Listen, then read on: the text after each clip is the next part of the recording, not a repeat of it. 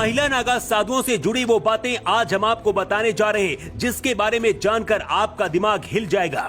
भारत देश जहां सदियों से नागा साधुओं का अस्तित्व है, ऐसा कहा जाता है कि अगर सच्चा नागा साधु किसी को शाप या वरदान दे दे तो सच साबित हो जाता है। आपने नागा साधुओं को तो देखा होगा, लेकिन क्या आपको पता है कि महिला नागा साधु भी होती है? कोई महिला नागा साधु कैसे बनती है, कहां रहती है? जब कोई लड़की नागा साधु बनने का फैसला करती है तो उसके साथ क्या क्या किया जाता है? जो कुछ भी हम आपको बताने जा रहे हैं वो बहुत ही बड़ा है और उसे जानकर आप भी परेशान हो जाएंगे। भारत में नागा साधुओं की परंपरा सैकड़ों सालों से चली आ रही है। तब कोई महिला नागा साधु नहीं होती थी, लेकिन अब लड़कियां और महिलाएं भी नागा साधु बन रही हैं। नागा साधु नाम से ही पता चलता है कि जो अपने शरीर में कोई भी कपड़ा नहीं पहनता है उसे नागा साधु कहते हैं। ये नागा साधु अक्सर आपको किसी कुंभ में देखने को मिल जाएंगे।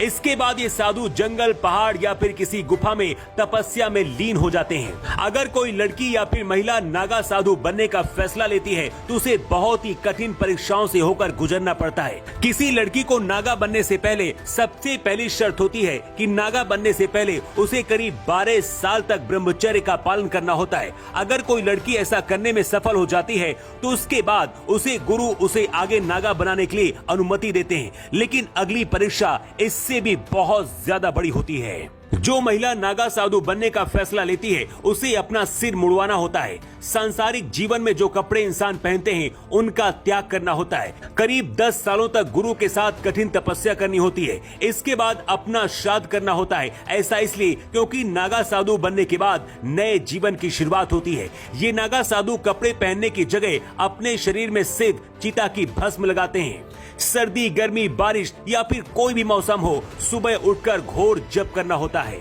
अगर कोई महिला या फिर लड़की सारी शर्तें पूरी कर लेती है तो उसके बाद अखाड़ों के महामंडलेश्वर पूरी प्रक्रिया को पूरी कराते हैं और इस तरह से महिला नागा साधु का जन्म होता है।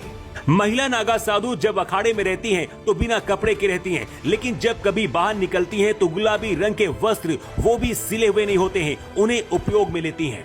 आमतौर पर ये महिला नागा साधु गुफाओं और जंगलों में हर वक्त तपस्या में लीन होती हैं, लेकिन जब कुंभ का मौका होता है उस दौरान कई बार इनके दर्शन हो जाते हैं। जब कोई महिला या फिर लड़की नागा साधु बन जाती है तो उसे मां का नाम दिया जाता है। महिला और पुरुष नागा साधु बनने का तरीका लगभग एक जैसा होता है। एक जैसी तपस्या और एक जैसे नियमों का पालन करना होता है, लेकिन महिलाओं के लिए कुछ नियम अलग होते हैं। वैसे नागा साधु बनने के बाद सिर्फ आत्माएं ही जिंदा रह जाती हैं, क्योंकि शरीर लगभग खत्म हो चुका होता है, इस दुनिया से बहुत ऊपर उठ चुके होते हैं। यही वजह है कि बिना कपड़ों के भी नागा पुरुष और महिलाएं एक साथ रह सकते हैं। महिला नागा साधुओं की दुनिया बहुत ही रहस्य से भरी होती है।